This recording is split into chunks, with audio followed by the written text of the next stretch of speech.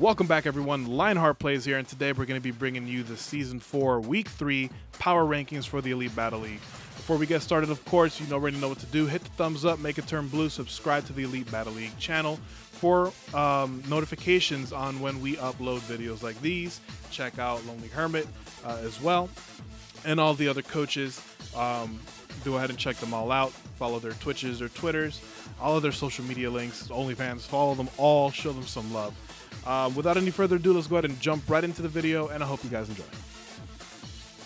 Starting off at number 12, we have the Texas Tyrannotars, coached by the Doorman. So really quick here, just going to go ahead and say a couple of things regarding the Texas Tyrannotars. The battle logic is there. I can see the sense in making some of the decisions that he's been doing in-game. Some of them still end up being questionable. Some of the switches are still not so good.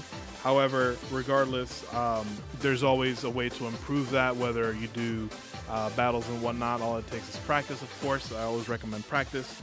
Another thing is that the coach does need to check a little bit of the stats. You know, they need to recalc the stats that they go over. There's some miscalculations there that's been prevalent throughout the season so far. So rechecking that or having someone, you know, double checking that for you, you might benefit from that. Not to put anyone down, of course, but that's the truth, you know, and we're about the truth. But there's always room for improvement, even for veteran players. So moving on to number 11, we have the Walton Wingles, coached by Nate Tube. Now, I will say this, Nate Tube, the Walton Wingles, they faced off against a veteran coach. They displayed an impressive showing of tactics and whatnot. It turns out that Nate was coached by a couple of the coaches, and it looks like that training paid off. While it didn't end up succeeding and securing a win, however, they did give us, like I said, an impressive showing of what they can do and whatnot. Sadly, one little mistake is what caused the direction and the momentum of the match to shift from his favor, which, you know, we can agree that he was on the forefront. He had the dominant position of the match for quite a bit until the Metagross switched out while it was already buffed up. It actually kind of stunned his opponent as well for a little bit. And that's what kind of determined the match and shifted the match from his favor to his opponent's, and thus ended up securing the loss for Walton. Nevertheless, however, we have seen with this battle what Nate can do. There's only improvements to be done, and again, can't wait to see how he's able to you know, go about his next week and even the next season with more training, with more preparation. Who knows? Nate can also become a top battler if he puts the time to train and everything. So again, congratulations on the impressive showing, Nate. You did really well despite the record. And again, can't wait to see how your future with the EBL continues. Moving on to number 10, we have the Iowa Incineroar, coached by Infernoman, aka Landon, the Shiny King himself, mind you. So not much to say here on this one as well. Overall, he has a very good team. We all know this. He has one of the best teams in the league. Very well balanced. Sadly, however, he keeps getting the lower hand in the battles. And that's ultimately what's costing him the spots and the battles and whatnot to drop down. I have no doubt, normally Iowa is pretty sharp. I have no doubt that they'll rebound back, and who knows, they might even win week 4. But regardless, there's still time for him to recoup in order for him to be able to secure a spot for the playing game, I believe. Matt, if I am wrong, please correct. Coming in at number 9, we have the Essex Espions, coached by PokePidge. So this one was an unfortunate match for the Espions. If you haven't watched the battle, of course, go ahead and check out Pidge's battle. Check it out and see what happened. You'll see what I mean once you check out the battle. But sadly, RNGesus was not smiling down upon him at all with the misses, and that allowed his opponent to take the edge in the battle and ultimately dominate. So there's nothing with battle decisions done here. It's just the unfortunate case of RNG, and there's nothing that can be done about it, sadly. Although I gotta say that the tactics that the Essex Espions came into play with, that they brought to the table, was sound. It was great. It's just RNG, man. RNG. Moving on to number 8, we have the Florida for Alligators, coached by yours truly. Listen, so Florida lost this one, but I will say that they played against the LA Inferno, played really well. Both teams walled each other really, really well. It just shows, not for nothing, how like-minded and evenly matched both coaches are. The battle was not decisive on either side. One Pokemon died on one side, the other Pokemon died on the other. It was a back and forth. It was a literal definition of a boxing match, hit for hit and whatnot. It went down that way throughout the entire battle to the very last second of the match.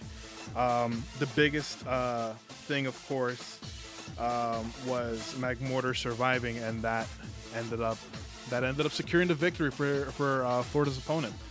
But regardless, very good match. If you haven't watched that as well, you can check out both the perspectives for the LA Inferno and the Florida for Alligators in the descriptions below. Go ahead and check them out. Moving on to number 7, we have the Atlanta Braviary, coached by Stone Family 64, aka Matty Ice. So for this one, a couple of points. They fought Nate Tube, coach of the Walton Wingles. For a good portion of the match, they were on the back foot. They almost lost control of the match. They got lucky with the Metagross switch. And the Metagross switch, obviously, resetting the stats and everything, played a huge part. Genesect really came in handy and literally saved Atlanta and secured the win for them. Moving on to number 6, we have the LA Inferno, again coached by Lonely Hermit. Most of the same points that I had mentioned with number 8. Both teams walled each other pretty well. The thing that honestly made a difference in this match was the initial vote switch on the Zacian. That made a difference, and it just kept whittling them down and whatnot, to where it couldn't do too much. The last minute Dynamax, the last minute stall tactics with the Dynamax, because that's what it was, to be fair. It was a play. It was a play. It did what it needed to do to survive the last couple seconds. Lugia couldn't do anything because Rox was there and its health was already low as it was. Very good match. Check it out. Moving on to number 5, DC Starmie's, coached by It's Really Timmy B. A couple of questionable plays here, but ultimately they did secure a massive kill by taking out Finny. As they got first blood with the Finny kill.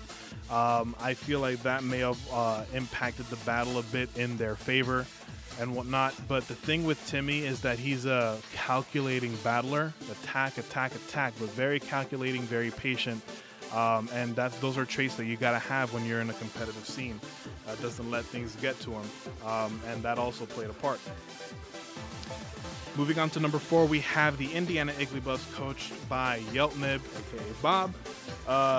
He faced the Essex Espions for their match, and again, RNG had a lot to play in this match. RNG came in his favor by not getting hit by those moves, and that allowed him to set up with his Dragonite and just dominate the rest. Check out how that battle occurred, how everything happened. And yeah. Moving on to number 3, we have the Detroit Lux Rays, coached by Gamer Views.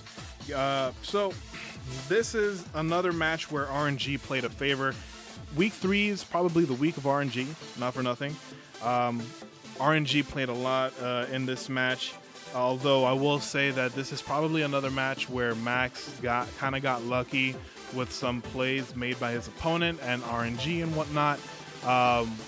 I think this is the second match in a row. I think week 2 and week 3 were matches where his opponents either didn't get RNG or made some plays and they got lucky for it. But nevertheless, a win is a win is a win, and they ended up walking away with the victory here. They played really well with their switches too. Moving on to number 2, we have the TJ Gangars, coached by Latin Luigi. For Latin Luigi, again, they faced against the team that we just spoke of, the Detroit Lux Rays. They did pretty good for the good portion of the match. It felt as if Max was on the back foot, but ultimately, you know, the Gyarados coming out just wrecking shop was a lot. Could have gotten rid of it with a couple of moves. Understand why, you know, but you know, some people would risk it. But understandably, why it wasn't risked. Again, RNG wasn't there. But regardless, with this match, they didn't play badly at all. They did really well to counter the sweeps that his opponents were trying to do, and ultimately you shutting them down effectively to prevent it. That's a lot. It takes a lot, and he managed to do it effectively. So, congratulations on stopping that.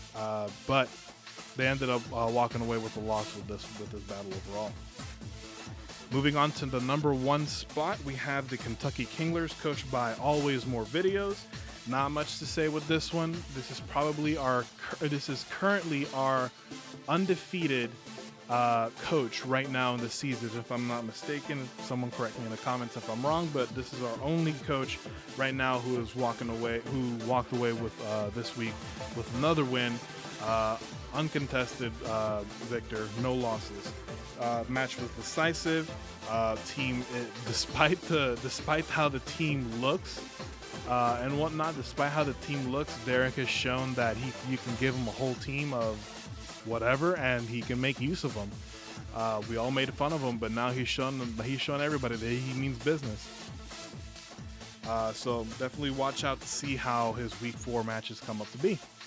But with all that said and done, those are our 12 coaches. The rankings are a little bit shorter, but regardless, the coaches are going to appear here on the side. That being said, if you haven't already right now, go ahead and take the time, click the thumbs up, make it turn blue, subscribe to the channel, to Elite Battle League channel for more content, and hit the bell icon to be notified when more uploads come up. We got the top 5 plays, top 5 fails. We got the weekly roundups hosted by Lonely Hermit, and we have the power rankings hosted by yours truly. Top 5 fails hosted by Latin Luigi, and the top 5 plays hosted by PokePidge. Subscribe to all the coaches, show them all some love. Their links are all in the description below. With all of that being said and done, I wish you guys a good rest of your day or night, depending on whenever you guys are watching this. Have a good rest of your day. Bye.